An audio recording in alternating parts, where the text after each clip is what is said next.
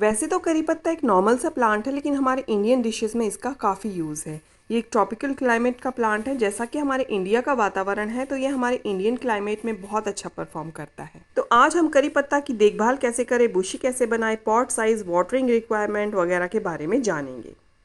वैसे तो ये पूरा ही साल हरा भरा रहता है, बस दिसंबर और जनवरी में कुछ टाइम के लिए डोरमेंसी में चला जाता है। तो सनलाइट इसे कैसी चाहिए। फरवरी में इसकी नई ग्रोथ स्टार्ट हो जाती है। इसे पूरे ही दिन की धूप में रखे तो भी कोई प्रॉब्लम नहीं है, बाकी 6 से 8 घंटे की धूप इस पर ज़रूरी है। सूरज की किरणें इस पर डायरेक्ट पड़नी चाहिए, तभी ये अच्छे से ग्रोथ करता है। बेस्ट टेम्परेचर इसके लिए 15 से 35 डिग्री है। अगर 40-45 डिग्री हो जाए तो इसे थोड़ा शेड में ट्रांसफ़र कर देना चाहिए। बरसात के दिनों में तो ये और भी हरा भरा हो जाता है, बस उस समय हमें ध्यान रखना है कि कोई पेस्ट वगैरह ना लगे। तो इसमें पेस्ट कब लगते हैं, एक तो हवा का सर्कुलेशन सही ना हो, और जब बहुत सारे प्लांट एक दूसरे के बिल्कुल पास पास रखे हों, जैसे कि बरसात के मौसम में, तब इसमें थोड़ा पेस्ट का अटैक हो सकता है। बाकी इसमें देखने को नहीं मिलते हैं। अगर कभी पेस्ट अटैक हो जाता है तो इसमें हमने केमिकल स्प्रे कुछ भी नहीं करना है, सिर्फ ऑर्गेनिक करना है, जैसे कि नीम ऑयल, क्योंकि इसके पत्ते हमने कंज्यूम करने। तो इसका वाटरिंग रिक्वायरमेंट्स क्या हैं? तो सभी प्लांट्स की वाटरिंग करने का तरीका यही है कि जब ऊपर की लेयर जो है सॉइल की सूख जाए, ड्राई हो जाए, तब हम उसमें पानी देंगे। हालांकि नीचे की मिट्टी थोड़ी गीली रहती है। और दूसरा तरीका ये है कि देखिए, जब इसके पत्ते इस तरह से लटक जाए ना, तब इसको पानी देना चाहिए। ये अपने आप बता देता है इस तरह से पत्तों को लटका कर शो करके। और जब जैसे ही हम इसको पानी देंगे तो इसके पत्ते जो है स्टैंड हो जाएंगे। तो अब जान लेते हैं इसका फर्टिलाइज़र देने का तरीका क्या है। तो देखिए, इस तरह से मेरे गमले की ये मिट्टी है। पानी अभी मैंने नहीं दिया है क्योंकि मुझे फर्टिलाइज़र देना है। तो देखिए, इस तरह से ड्राई ड्राई मिट्टी है, लेकिन आप मिट्टी को देखेंगे ना तो ये बिल्कुल मिट्टी मिट्टी दिख रही है, कोई इसमें फर्टिलाइज़र दिख नहीं रहा है। मैंने इसमें फर्टिलाइज़र दिया था फरवरी में, और अब इसने पूरा कंज्यूम कर लिया है। तो देखिए, सिर्फ मिट्टी मिट्टी आपको दिख रही है, ऐसा लग रहा है, बिल्कुल भुरभुरी नहीं है, थोड़ी सख्त हो गई है। तो जब इस तरह की मिट्टी हो जाए, थोड़ी सख्त हो जाए, और आपको लगे कि इसमें कोई भी फर्टिलाइज़र नहीं है, देखिए नीचे थोड़ा सा पानी, थोड़ी नमी है, ऊपर की मिट्टी ड्राई हो चुकी है, तो देखिए अब जो है ना, इसमें फर्टिलाइज़र की ज़रूरत है। क्योंकि फरवरी में दिया था, अब मई आ गया है, तो 2-3 महीने हो चुके हैं। तो सिर्फ ये मिट्टी मिट्टी दिख रही है, कोई इसमें मुझे फर्टिलाइज़र नहीं दिख रहा है।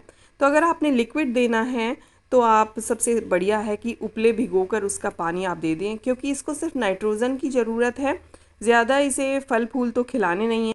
और अगर उपले नहीं है तो आप इसे वर्मी कंपोस्ट या फिर गोबर खाद का लिक्विड टी बना कर दें। तो मैंने क्या किया, मैं इसको थोड़ी सी ड्राई वाली खाद दूंगी अभी। तो क्या कर रही हूँ कि इसकी आधी मिट्टी में थोड़ा सा निकाल, क्योंकि इसमें स्पेस नहीं है, हम ऊपर से डालेंगे तो वो पानी के साथ बह जाएगी। तो मैंने इसको हाफ जो है खाली कर लिया है इस तरह से, और नहीं करूँगी क्योंकि अब इसकी जड़ें जो हैं दिखाई देने लग गई हैं। तो इस तरह से मैंने इसको आधा खाली कर लिया है। ये देखिए, इसकी जड़ें दिखाई दे रही हैं, तो ये इसकी डिस्टर्ब हो जाएंगी। करी पत्ता की जड़ें जो है बहुत ही सेंसिटिव होती हैं। तो ये लिया है मैंने, क्या लिया है, इसमें थोड़ा एप्सम सॉल्ट लिया है, ये इसको शॉक से बचाएगा, इसकी हमने थोड़ी खुदाई कर दी है। और ये मैंने जो ऑर्गेनिक एनपीके बनाया था ना, इसका वीडियो मेरे चैनल पे है, आप देख सकते हैं। तो ये वो है, प्याज के छिलके वगैरह, अंडे के छिलके, इस तरह से मैंने बनाया था।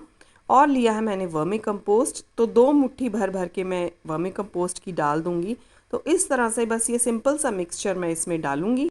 तो गर्मियों में हमें ज़्यादा स्ट्रॉन्ग खाद देने की ज़रूरत नहीं है। ये थोड़ी मिट्टी भी मैं इसी में मिला लूँगी और इसमें मिक्स कर लूँगी। देखिए, इस तरह से खाद में ही मैंने ये मिट्टी मिला ली है, और अब हम इसको इसमें डाल देंगे, चारों तरफ अच्छे से मिक्स कर। तो इतनी खाद करी पत्ता के लिए काफ़ी रहेगी अभी 2-3 महीने के लिए। और बरसात में तो ये, इसको जब बरसात का पानी मिलेगा तो ये वैसे ही बहुत अच्छा सा परफॉर्म करेगा, इसके सारे पत्ते हरे हो जाएंगे। ऊपर से ये जो बची हुई मिट्टी है वो मैं छिड़क देती हूँ, इसके ऊपर डाल देती हूँ। तो इस तरह से हमने इसको फर्टिलाइज़ करना है अब मई के मंथ में, जबकि बहुत ज़्यादा तेज़ गर्मी है। और अब हम इसको बढ़िया से पूरा ऊपर तक इसमें हम वाटरिंग कर दें। तो ये है पूरा प्रोसेस फर्टिलाइज़ करने का भरी गर्मियों में, यानी कि मई जून की गर्मियों में। इस तरह से आप करी पत्ते को फर्टिलाइज़ कर सकते हैं। तो करी पत्ता फ्लावरिंग करता है, वाइट फ्लावर इस पर आते हैं मार्च मंथ में, और वो टर्न हो जाते हैं इस तरह के फ्रूट में। इस पर निबोली की तरह फ्रूट बनता है।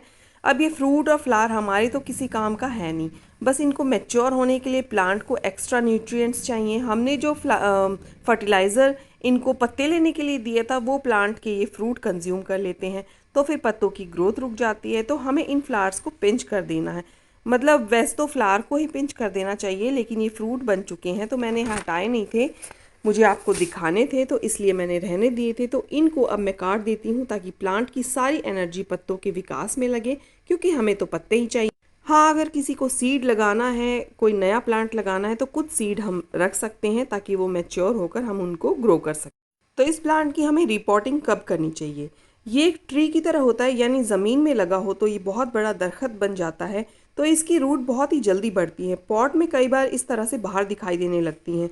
तो ये एक साइन है कि अब हमें इसको थोड़े बड़े पॉट में रिपोर्ट कर देना चाहिए। लेकिन इसकी जड़ें बहुत सेंसिटिव होती हैं, निकालते समय डैमेज भी हो सकती हैं।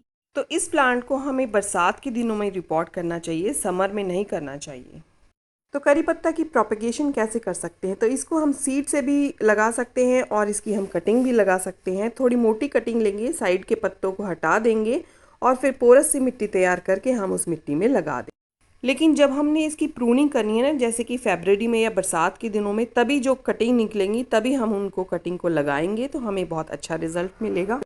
तो इसके जब पत्ते तोड़ते हैं ना, तो लोग ऐसे पकड़ते हैं और ऐसे खींच लेते हैं, तो ये सही नहीं है। तो सही तरीका क्या है? देखिए, फिर इस तरह से डंडी बच जाती है तो वैसे भी उसका पेड़ पे लगे होने का कोई फ़ायदा नहीं है। तो क्या करेंगे ना कि यहाँ से पकड़ेंगे और अच्छे से तोड़ लेंगे। इस तरह से हम पूरा तोड़ेंगे।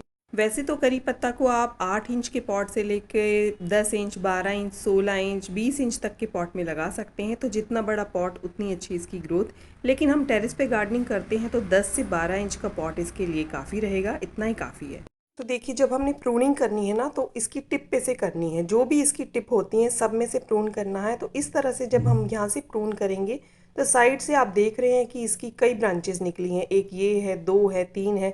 2 से 3 ब्रांचेस निकलेंगी तो ये बुशी बन जाएगा।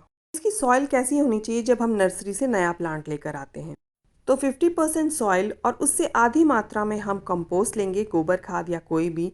थोड़ी सी नीम खली और इप्सम सॉल्ट डाल के हम पौधा लगा देंगे। तो ज़्यादा फर्टिलाइज़र की तो इसे ज़रूरत नहीं है। तो इसी तरह की मिट्टी में बहुत ही बढ़िया से ग्रो करेगा।